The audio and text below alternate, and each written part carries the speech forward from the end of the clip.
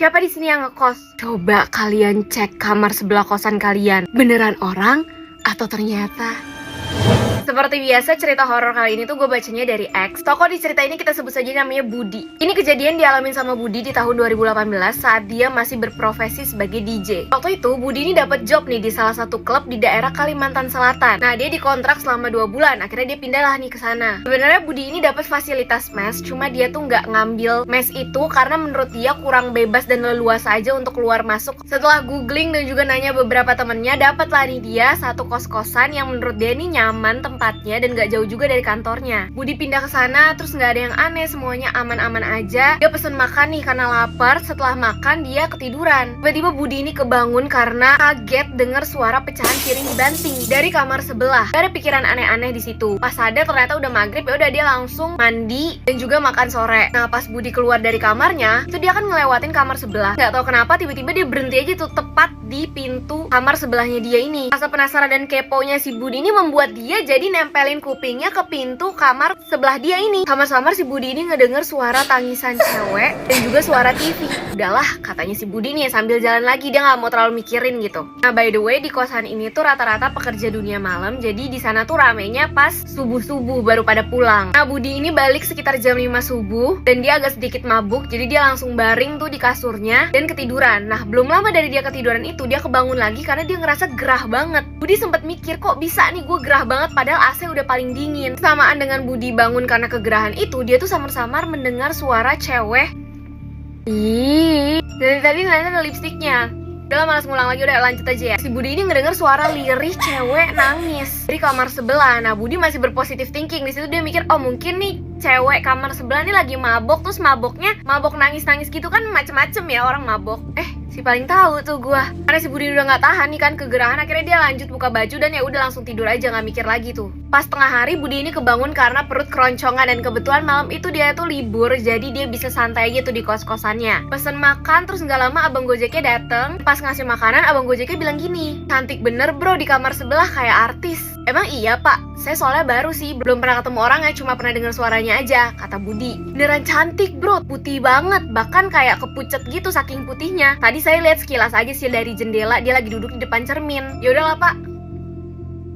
Ada kocak, ini lipstick kok agak hilang-hilang sih. Udah lah pak, nanti aja dipikirin, saya lapar nih, makasih ya pak. Udah tuh. Tapi pas lagi makan, Budi ini kepikiran gitu, ah masa iya nih samping cewek cantik banget, kenalan kali ya. Akhirnya Budi kepikiran buat kenalan lah, basa-basi sama tetangga sebelah. Selesai makan, Budi langsung melipir ke tetangganya yang sebelah ini yang katanya cantik banget. Ketok lah nih, dengan alibi mau kenalan. Pas Budi ketok-ketok, itu gak ada jawaban. Tiba-tiba prang, bunyi piring dilempar dari dalam ke arah pintu. Budi ngerasa kayak, buset gue dilemparin ini dari dalam.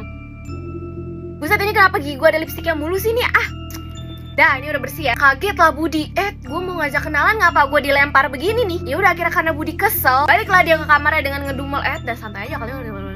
Pokoknya ngedumel lah ya. Nah, lanjutlah Budi berbaring. Lagi berbaring santai, tiba-tiba Budi kebangun dengan suasana yang sama kayak kemarin, yaitu gerah banget. Pas lagi kegerahan itu, kedengeran lagi nih suara dari kamar sebelah. Dup, dup, dup, kayak kepala lagi dibenturin ke dinding. Di situ Budi nggak ngapa-ngapain, dia cuma duduk, terus dia ngedengerin aja kayak seakan-akan menikmati suara yang dia denger itu. Selang berapa menit suara duk-duknya itu hilang, kemudian diikuti dengan suara tertawa. Setelah itu tiba-tiba ada suara, tolong kak, kakak kenapa diam aja, tolong aku kak. Jantung Budi langsung deg-degan, berdetak kencang, tapi badannya tuh bener-bener nggak bisa gerak. Tiba-tiba lampu kosannya itu mati. Makin panik, Budi lari ke arah pintu, tapi pintunya ternyata dikunci. Kira dia meraba-raba dengan suasana gelap itu nyari kuncinya di mana. Dan Budi tercekat karena dia mendengar suara yang persis yang dia dengar dari suara kamar sebelah, berasal dari kamar mandi dia. Kakak mau kemana? Ini kunci kamar kakak ada di aku. Setelah ngomong kayak gitu, tiba-tiba sosok itu ada di depan muka Budi. Budi ngerasain hidung dia sama hidung si sosok perempuan ini tuh bersentuhan. Yang Budi bisa lihat itu cuma mata merahnya dan juga bau busuk.